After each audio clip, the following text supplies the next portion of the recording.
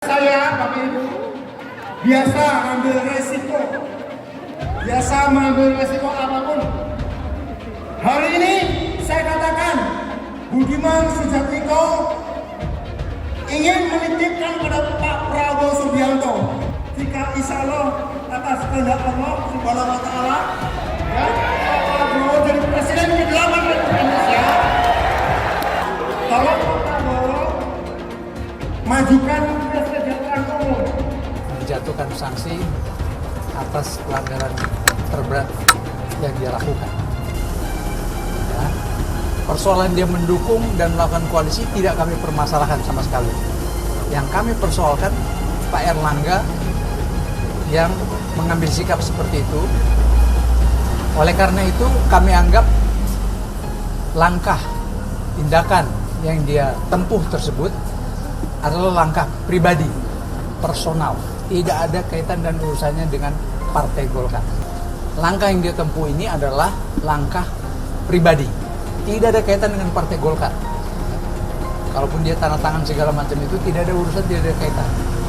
Jadi dia harus bertanggung jawab dulu dia punya sikap dan langkah. Dan kami minta menjatuhkan sanksi yang terberat, yaitu memberhentikan saudara Erlangga. Dan karena rekomendasi memberhentikan, maka jalan selanjutnya apabila dia telah diberhentikan yaitu melakukan musyawarah nasional luar biasa. Siapapun kader Partai Golkar yang melanggar etik, tertera dalam PO etik, tertera di dalam tupoksinya etik di ADART, tentu Dewan Etik harus mengambil tindakan.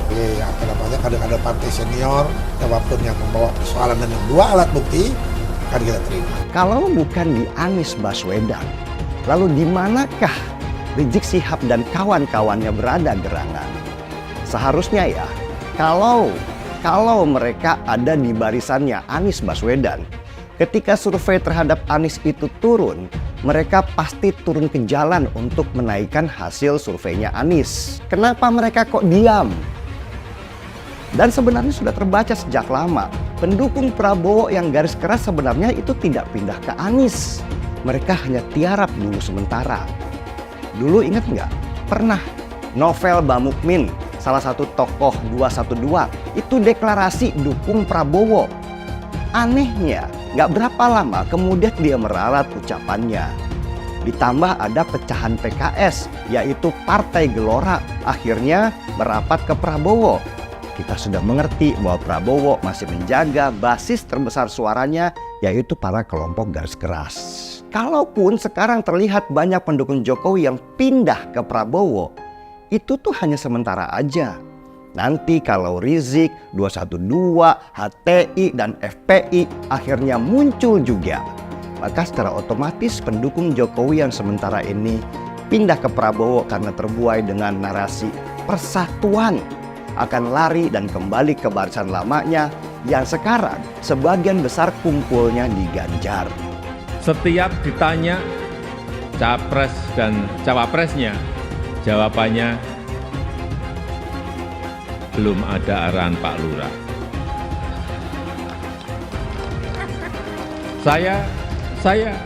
Saya sempat mikir, siapa ini Pak Lurah? Sedikit-sedikit kok Pak Lurah.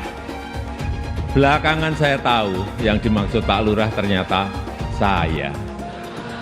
Ya, saya jawab saja, saya bukan lurah. Saya adalah Presiden Republik Indonesia. Saya ini bukan ketua umum parpol, bukan ketua umum partai politik, bukan juga ketua koalisi partai.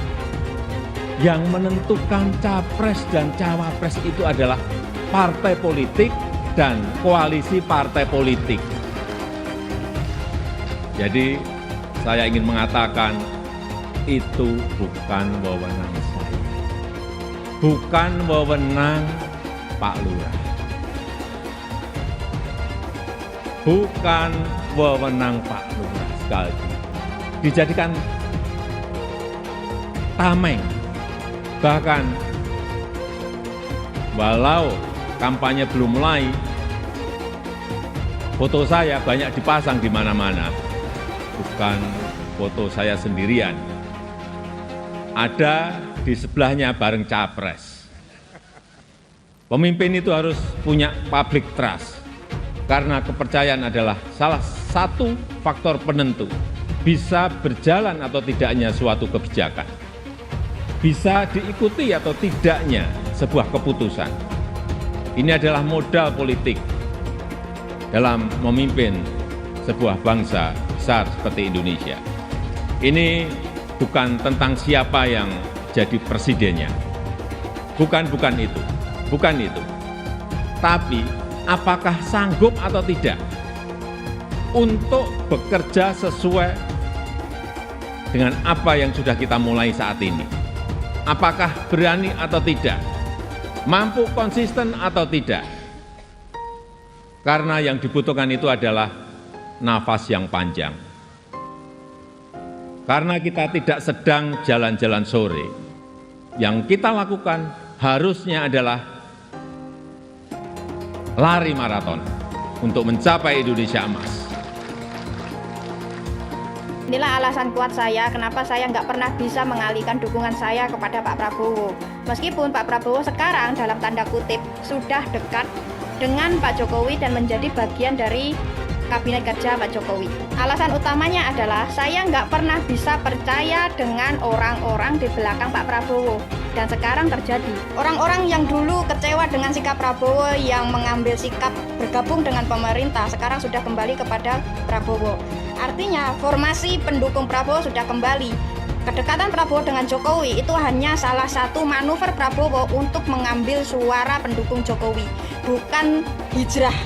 Kenapa saya bilang seperti itu? Karena sampai detik ini Prabowo sudah masuk di pemerintahan pun Prabowo juga nggak pernah berani mengambil sikap atau menentukan sikap bahwa dia anti dengan orang-orang yang intoleran atau ekstrim seperti pendukungnya pada tahun 2014 dan 2019.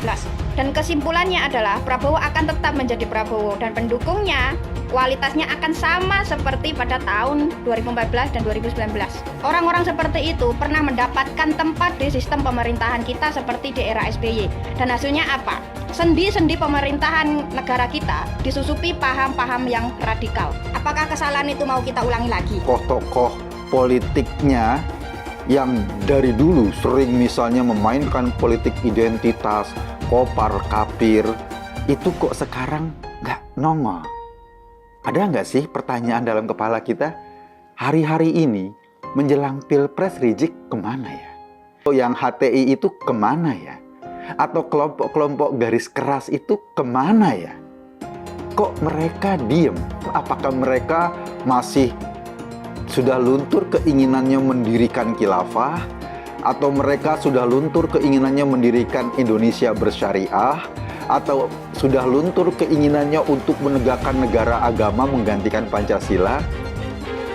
Mungkin dengan itu ada sebuah ide. Oh, nggak bisa lagi mengharapkan kelompok-kelompok pemilih yang melulu menjual agama.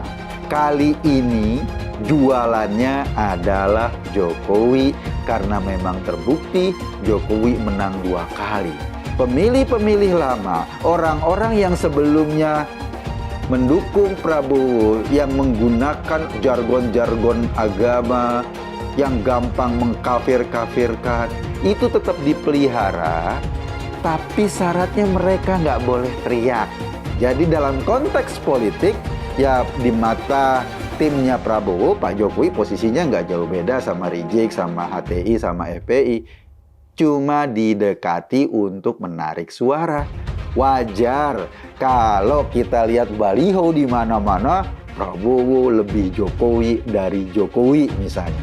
Nah sekarang tiba-tiba dengan entengnya Prabowo Subianto meminta izin ingin berkuasa. Lah ini kan bahaya sekali, bener gak? Jangan-jangan ya kita baru mengkritik sedikit saja, besoknya langsung hilang. Jadi bisa dibilang ya posisi Ganjar Pranowo ini memang sangat-sangat berat. Bahkan kalau saya melihat Ganjar ini seakan-akan sedang dikeroyok oleh lawan-lawan politiknya. Jadi sekali lagi saya ingin mengatakan, kalau saya melihat situasi politik yang belakangan ini terjadi ya, memang mirip sekali dengan situasi atau kondisi politik ketika pemilu 2014 lalu. Makanya, kalau saat ini kita dihadapkan dengan situasi politik yang hampir sama dengan pemilu 2014, maka tentu kita semua tidak akan terlalu sulit untuk menentukan langkah ke depan. Kenapa Golkar beralih ke sana? Harus dibaca bersamaan dengan PAN juga. Saya rasa ini seperti tadi yang diungkapkan, berkali-kali mengucapkan kata atau nama Jokowi. Saya rasa secara tidak langsung ada peran Jokowi di sini. Kita tahu semua skenario itu, bahwa kemudian Jokowi tidak akan diakomodasi nanti setelah jadi presiden. Banyak drama-drama picisan diciptakan sedemikian rupa untuk memisahkan Jokowi dengan PDI Perjuangan, memisahkan Jokowi dengan Ibu Mega. Waduh, gampang dibaca dan itu murahan gitu loh. Gitu. Dan yang cemburu terhadap partai kita mengatakan PDI Perjuangan sombong, PDI Perjuangan ini nggak ada. Ini nggak ada yang membuat PDI Perjuangan jadi galau, PDI Perjuangan jadi ini, ya enggak lah. Lebih dari ini udah pernah kita dikeroyok kok. Dan kita juga biasa ditipu kok. Kalau dibandingkan yang 10 tahun yang lalu, ya kita sudah biasa menghadapi, lebih besar lagi pada waktu itu. Di mana Golkar, Gerindra, PAN, PKB, P3, PBB, dan sebagainya. Jadi buat PDI Perjuangan sendiri, hal ini sama sekali tidak ada pengaruh. Ngeri-ngeri sedap seakan-akan koalisi 4 partai yang bergabung dalam porosnya Prabowo itu sudah ditentukan siapa cawapresnya. Namanya adalah Gibran. Ini kan adalah informasi-informasi yang kemudian belakangan lihat.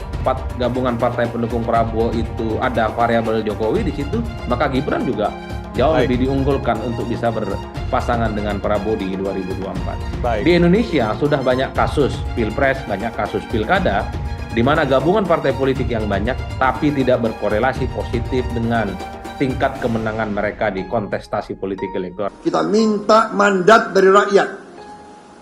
Kita memang ingin. Kita ingin maju ke rakyat. Kita minta izin rakyat untuk kita berkuasa. Karena kita ingin berkuasa. Dan semoga Yang Maha Kuasa meridhoi itikat baik kita ini. Terima kasih. Selesai. Wassalamualaikum warahmatullahi wabarakatuh. Terima kasih GNPF. Terima kasih 212. Terima kasih FPI. Mereka mau nuduh kalian radikal. Saya katakan kalian tidak radikal. Penjajahan di depan mata itu di Jakarta. Kita semua pribumi ditindas. Kini saatnya kita menjadi tuan rumah di negeri sendiri. Saya bilang, Miss, ente nggak bisa jadi presiden. Kenapa? Karena presiden adalah orang Indonesia asli, saya bilang. Jangan hanya konsentrasi pada pembangunan benda-benda mati yang indah difoto dan bisa ditunjukkan dalam 5 tahun hasilnya. Kalau kita mau menilai sebuah janji, maka lihat janjinya atau lihat kenyataannya. Dulu janjinya apa ya? Dan ini aneh, betul-betul aneh. Ini bukan kampanye, tapi saya sampaikan sini. Di satu sisi menyiapkan jalur-jalur air untuk dikirim ke laut, di sisi lain di lautnya dipasang dengan pulau reklamasi, tinggal tunggu waktu jadi rob, air balik. Dan ini melawan sunnatullah. Kenapa? Air itu turun dari langit ke bumi, bukan ke laut. Harusnya dimasukkan ke dalam bumi, masukkan tanah. Di seluruh dunia air jatuh itu dimasukkan ke tanah. Bukan dialirkan pakai gorong-gorong raksasa ke laut. Jakarta telah mengambil keputusan yang fatal. Bukan banjir, itu memang parkir air. Bukan banjir, itu memang parkir air. Masyarakat berkeliling dengan membawa toa untuk memberitahu semuanya, termasuk sirine. Ibon 82 miliar. Apa alat transportasi yang dimiliki oleh hampir setiap orang? Alat transportasi yang dimiliki semua orang adalah kaki. Kalau seandainya orang Jakarta percaya Pak Anies jadi gubernur pun, saya berani jamin kok dia akan lakukan normalisasi yang sama seperti saya lakukan kok. Nggak usah bohong lah. Ketika air sampai di muara, maka siap untuk dipompa ke laut. Usir penjajah Jakarta, siap! Tangkap si Ahok! Tangkap si Ahok sekarang juga! Tangkap si Ahok! Tangkap si Ahok sekarang juga! Lagi! Cepat! Tangkap si Ahok! Tangkap si Ahok sekarang juga! Lengserkan Jokodok! Takbir! Siap serbu istana! Siap ambil alih kekuasaan! Takbir! Pancasila Soekarno, ketuhanan ada di pantat. Anak Tuhan dari mana? Kalau Yesus anak Tuhan, bidangnya siapa? Besok di seluruh wilayah Indonesia akan katakan Bapak Ibu yang dimuliakan Allah, oleh sebab itu solusi penyelesaian umat ini hanya satu. Apa itu? Khilafah. Tegaknya khilafah, maka selesailah masalah. Takbir! Halal haram demokrasi. Kita pakai dulu sementara sistem kafir ini. Orang bilang kafir mana bisa. Sementara kalau semuanya sudah baik, kita pakai sistem Islam, naik khalifah. Iblis hanya menggoda orang yang beriman. Makanya jarang-jarang orang kafir kerasukan setan. Yang kerasukan setan itu orang baik-baik. Jarang, saya belum pernah nengok Cina kerasukan setan. Pernah tak Ahok itu kerasukan setan? Enggak, setannya juga. Karena sesama setan dilarang saling menggoda. Karena di salib itu ada jin kafir.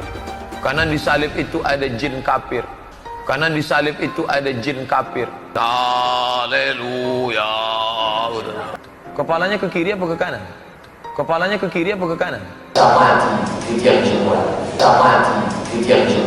Kita percaya salib itu lambang mulia, bukan jin.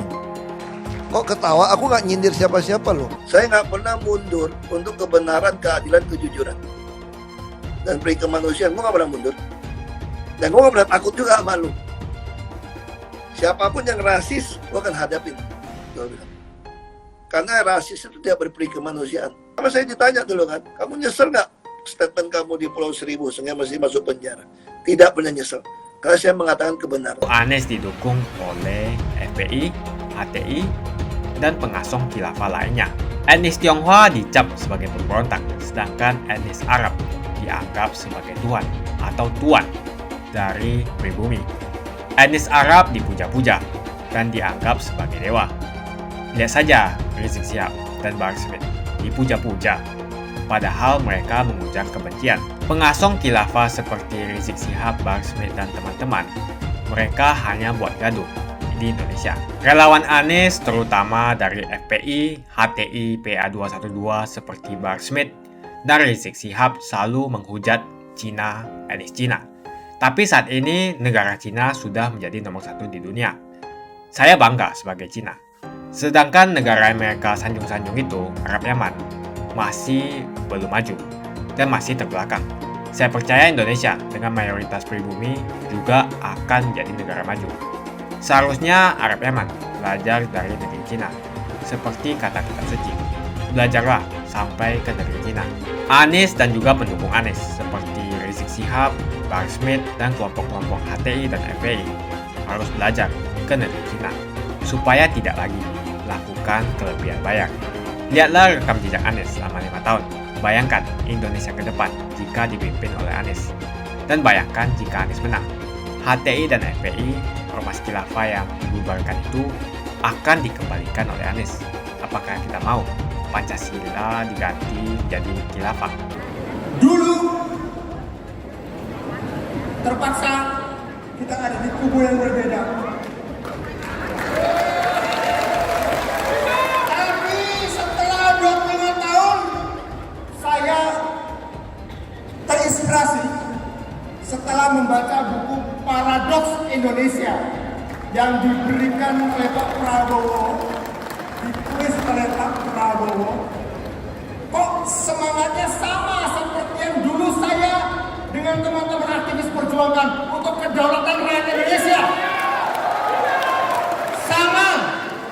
saya, Bapak Ibu, biasa ambil resiko. Biasa mengambil resiko apapun. Hari ini saya katakan, Budiman Sujatmiko ingin menitipkan pada Pak Prabowo Subianto. Saya dan teman-teman ingin menitipkan pada Bapak Prabowo Subianto, jika insya Allah atas kehendak Allah Subhanahu wa Ta'ala, ya, Pak Prabowo jadi Presiden ke-8 Republik Indonesia.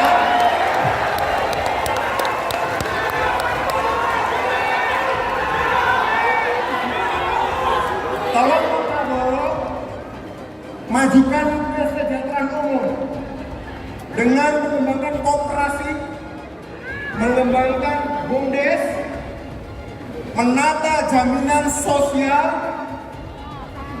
untuk rakyat Indonesia. Tolong cerdaskan kehidupan bangsa dengan mengembangkan ilmu, pengetahuan dan teknologi. Jadi sudah saatnya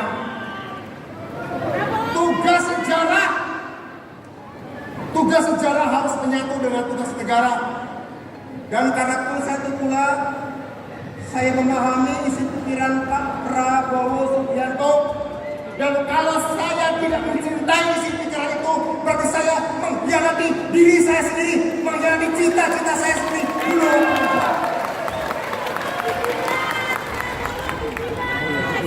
Banyak teman-teman saya yang dulu membela Jokowi, sekarang seperti ragu ketika ingin membela seorang Ganjar. Kenapa? Karena Ganjar petugas partai katanya. Karena Ganjar manut sama ketua umumnya katanya. Karena Ganjar nggak bisa apa-apa tanpa perintah dari Bu Mega katanya. Mungkin teman-teman saya itu harus flashback kembali ke masa-masa awal ketika Ganjar belum diumumkan sebagai calon presiden dari PDI Perjuangan. Ganjar itu tidak ujuk-ujuk jadi calon presiden atau mendapatkan posisi itu dengan mudah. Tapi justru karena jalan itu sendiri terjal dan sangat susah. Kisah orang-orang besar tidak pernah dilalui dengan situasi yang mudah. Semua biasanya dimulai dengan situasi kesulitan yang luar biasa. Kesulitan itulah yang menempa seseorang dengan begitu kuatnya, sehingga pada akhirnya mereka yang ditempa menjadi manusia baru dengan pemikiran yang out of the box karena terus berusaha dengan tidak mengulangi kesalahan-kesalahan sebelumnya. Ingat nggak ketika itu PDI Perjuangan memang ingin mencalonkan nama Puan Maharani, putri Bu Megawati sebagai calon presiden. Tapi ketika masuk di hasil survei, nama Ganjar ternyata mendapatkan tempat teratas yang diinginkan oleh masyarakat. Seandainya pada waktu itu Ganjar mengikuti saja arus besar di internal PDI Perjuangan untuk mendukung Puan Maharani, tentu itu jalan yang sangat mudah buat dia dan sudah pasti segala fasilitas akan dia dapatkan. Tapi enggak, Ganjar sudah diisukan di internal bahwa dia adalah batu sandungan buat Puan untuk dicalonkan PDI Perjuangan sebagai calon presiden. Saya ingat banget ketika itu, Bambang Pacul dan Trimedia Panjaitan, rekan dalam partainya sendiri, sibuk menggebuki Ganjar karena mereka ingin membela Puan. Mereka bukan hanya menghina Ganjar di publik, tapi juga berusaha menyingkirkannya dari dalam partai. Tetapi menariknya, Ganjar menerima itu semua tanpa berusaha menjelek-jelekan partainya. Coba pikirkan, apa yang kurang dari Puan pada saat itu? Dia anak Megawati, cucunya Bung Karno, ketua DPR RI, pernah menjadi menteri. Semua fasilitas dan semua kekuatan itu ada di Puan yang menjadikan dia sebagai calon yang begitu kuat oleh sebagian besar elit PDI Perjuangan. Dan hanya Ganjar yang bisa menghalangi itu, sehingga dia digebuk dari segala arah di dalam partai, dijauhi, dimusuhi, bahkan sempat dilarang keluar kota karena dianggap terlalu berbahaya. Jadi kalau dibilang bahwa Ganjar itu sangat manut pada partai, ya saya harus membantah. Karena jejak digitalnya itu tidak begitu. Dia justru harus bertahan dengan semua serangan terhadap dirinya di dalam partainya yang sebagian besar sudah memilih Puan sebagai calon presiden. Ganjar dikeroyok di dalam partainya sendiri, dihina, dijelek-jelekan oleh elit-elit partainya sendiri, difitnah. Bahkan ada gerakan yang menggoyang Ganjar supaya dia bermasalah dengan hukum. Bahkan yang menarik, di saat banyak partai tahu kalau Ganjar sedang dihajar habis-habisan oleh partainya sendiri, beberapa partai berusaha menariknya keluar. Nasdem yang pertama yang mencoba melamar Ganjar. Sebelum akhirnya mereka memilih Anies Baswedan, Nasdem terus berusaha mendekati Ganjar supaya dia mau jadi calon presidennya Nasdem dengan segala iming-iming dan janji manisnya. Ganjar dengan segala perlakuan buruk di dalam partainya tetap bertahan, menolak semua tawaran dari Nasdem. Sesudah menjadi calon presiden, jalannya Ganjar itu bukannya mudah. Dia harus konsolidasi dulu ke internal partainya karena sempat tegang di antara mereka. Dia harus merangkul kembali mereka-mereka yang dulu memusuhinya. Belum cukup, sekarang beberapa partai bergabung menjadi koalisi besar untuk mengeroyok Ganjar supaya dia gagal menjadi presiden. Koalisi Indonesia Bersatu atau KIB dulu juga diisukan, disiapkan memang untuk mengusung Ganjar. Kalau akhirnya dia disia-siakan oleh PDI Perjuangan yang pada waktu itu lebih memilih Puan. Tapi Ganjar sekali lagi, dia tidak bergeming. Dia terus setia pada partainya sendiri, tidak terpengaruh godaan dari luar. Dia begitu hormat pada Bu Mega yang sudah dianggapnya sebagai ibu sendiri. Jalan Ganjar untuk menjadi presiden itu memang tidak mudah. Dia bukan siapa-siapa, bukan dari keturunan orang terhormat, apalagi kaya. Dia menapaki jalan terjalnya dengan susah payah. Sama seperti Jokowi yang dulu juga ditolak oleh elit partainya. Bahkan almarhum Taufik Kemas, ayah Puan, dulu juga menentang dirinya.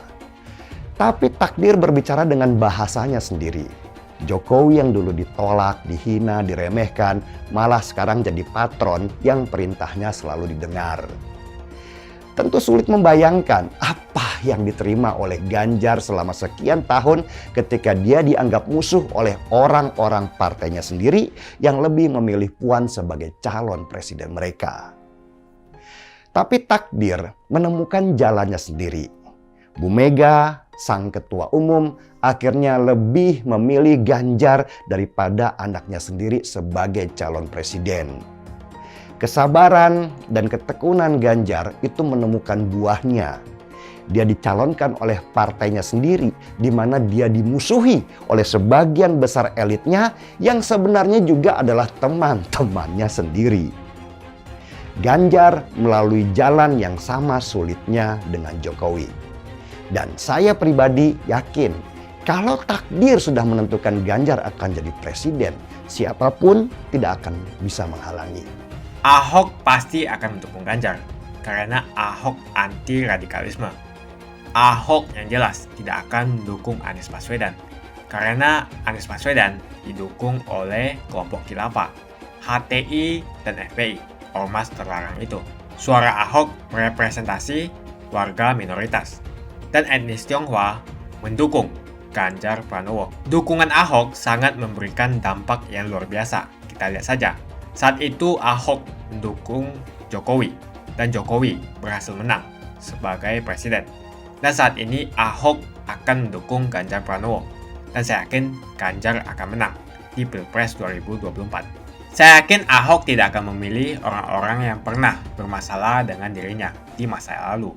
Apalagi bukan hanya bermasalah dengan dirinya, tapi bermasalah dengan etnis dan agamanya.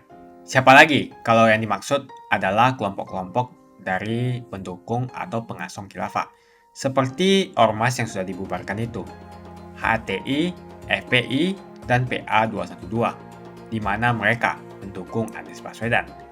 Salah satu tokoh yang saya hormati dan hargai adalah Ahok, khususnya dalam bidang politik. Bapak Ahok memiliki nama asli, Basuki Cahayapurnama, yang sangat luar biasa dalam mengedepankan integritas sebagai seorang politisi yang jujur, berani, transparan, dan profesional. Dia bukanlah orang seperti Anies. Dia bukan orang yang menjual kata-kata dan sembarangan berbicara soal kebangsaan yang dibalut atau dipakaikan jubah agama. Dulu Anies bisa menang karena menggunakan agama dan etnis. Bagi saya, apa yang dikerjakan Ahok selama ini, menjabat sebagai politisi dari Bangka Belitung sampai Jakarta, adalah pencapaian yang luar biasa dan integritas yang tinggi. Dia tunjukkan dengan mantap. Kita melihat pada tahun 2014 hingga tahun 2019, dia memilih Joko Widodo sebagai presiden unggulan saat itu. Dan pada akhirnya, dia menang. Pilihan Ahok bisa dikatakan mewakili pilihan para kaum yang selama ini dianggap minoritas. Pada tahun 1965, kita tahu bahwa penyikatan etnis Cina di Indonesia sangatlah kencang, apalagi ada rumor bahwa sampai sekarang membuat trauma kaum warga negara yang memiliki etnis yang dicap sebagai pemberontak, yaitu etnis Tionghoa. Etnis Tionghoa dicap sebagai pemberontak, sedangkan etnis Arab dianggap sebagai tuhan atau tuan dari pribumi. Etnis Arab dipuja-puja dan dianggap sebagai dewa. Lihat saja Rizik Syihab dan Bahar Smith dipuja-puja, padahal mereka mengujar kebencian. Pengasong khilafah seperti Rizik Syihab, Bahar Smith, dan teman-teman, mereka hanya buat gaduh di Indonesia. Sehingga pada tahun 2016, Ahok mulai maju dan berani untuk tampil menjadi showcase bagi perpolitikan negara ini dengan meletakkan standar yang begitu tinggi bagi seorang pemimpin politik, khususnya pemimpin daerah. Ternyata isu-isu suku, agama, dan ras antar golongan pada tahun 2017 masih terjadi dan begitu masif yang dilakukan oleh kelompok-kelompok kadrun itu. Isu agama, ras, dan antar golongan dinikmati oleh relawan Anies. Saat itu Anies didukung oleh FPI, HTI, dan pengasong khilafah lainnya. Pada akhirnya Ahok harus kalah, namun kekalahan dia adalah kekalahan yang membuka mata rakyat Indonesia bahwa masih ada orang-orang yang menang dengan cara menggunakan politisasi agama atau politik identitas berbasis agama. Ternyata banyak sekali orang yang dengan mudah terhasut lewat jalan-jalan seperti itu. Maka bisa kita katakan bahwa tokoh politik yang didukung Bapak Ahok adalah tokoh politik yang memperjuangkan hak segala bangsa, seperti yang dituliskan di Pancasila, yakni sila kelima mengenai keadilan sosial bagi seluruh rakyat Indonesia, tanpa memandang etnis, suku, agama, dan ras. Dan hal tersebut mengacu pada tokoh Ganjar Pranowo yang harus kita pilih dan harus kita coblos nanti di pemilu 2024 nanti. Yang pasti bukan Anies Baswedan. Relawan Anies terutama dari FPI, HTI, PA212 seperti Bahar Smith dan Rizik Syihab selalu menghujat Cina, etnis Cina. Tapi saat ini negara Cina sudah menjadi nomor 1 di dunia. Saya bangga sebagai Cina. Sedangkan negara yang mereka sanjung-sanjung itu, Arab Yaman, masih belum maju dan masih terbelakang. Saya percaya Indonesia dengan mayoritas pribumi juga akan menjadi negara maju. Seharusnya Arab Yaman belajar dari negeri Cina, seperti kata kitab suci. Belajarlah sampai ke negeri Cina. Anies dan juga pendukung Anies seperti Rizik Syihab, Bahar Smith, dan kelompok-kelompok HTI dan FPI harus belajar ke negeri Cina supaya tidak lagi melakukan kelebihan bayar. Yang jelas saya memilih pribumi, bukan yang dari Yaman. Ganjar jelas pribumi, nasionalis, dan pasti akan melanjutkan visi dan misi dari Pak Jokowi. Anies merupakan antitesis daripada Pak Jokowi dan diragukan kenasionalisannya, apalagi pribumiannya. Antitesis artinya bertolak belakang dengan Jokowi.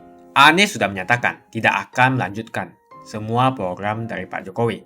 Jadi semua pembangunan yang dilakukan oleh Pak Jokowi akan dihentikan oleh Anies jika Anies menjadi presiden. Lagi pula Anies didukung oleh khilafah dan pendukung Anies adalah ormas seperti FPI dan HTI. Apa kita mau FPI dan HTI kembali di Indonesia jika Anies memimpin? Anies juga dikenal sebagai bapak politik identitas yang menghalalkan segala cara untuk menggapai kekuasaannya, termasuk menggunakan politik identitas berbasis agama. Lihatlah di kasus Ahok waktu itu. Kita sudah bisa melihat hasil kerja Anies selama 5 tahun di Jakarta. Tidak ada satupun janji yang dipenuhi dan tidak ada kinerja yang bisa dibanggakan. Dari DP 0%, OKOC, kelebihan bayar, Formula E, banjir, sumber resapan, jalan rusak, dan gonta-ganti nama jalan. Lihatlah rekam jejak Anies selama 5 tahun. Bayangkan Indonesia ke depan jika dipimpin oleh Anies. Dan bayangkan jika Anies menang. HTI dan FPI, ormas khilafah yang dibubarkan itu, akan dikembalikan oleh Anies. Apakah kita mau Pancasila diganti menjadi khilafah? Bagian Indonesia Timur yang mayoritas non-muslim seperti Bali tidak akan setuju dengan khilafah atau sistem khilafah. Mungkin Indonesia akan bubar jika Anies menjadi presiden. Perkataan Ahok sudah terbukti dan Jakarta sudah menjadi korban. Jangan biarkan Indonesia menjadi korban kibulan Anies Baswedan. Umat minoritas, terutama kaum Tionghoa, tidak akan memilih Anies Baswedan. Saya yakin karma Ahok mengejar Anies Baswedan. Dulu Anies memainkan politik identitas kepada Ahok. Sekarang Anies dipertanyakan kepribumiannya karena dia teriaman. Itu saja opini saya hari ini. Tuliskan opini kalian tentang Anies Baswedan. Jika kalian setuju dengan pendapat saya di video ini, pastikan kalian menekan like di video ini. Dan bagikan video ini ke teman dan family Anda supaya mereka semua mengetahui tentang informasi ini.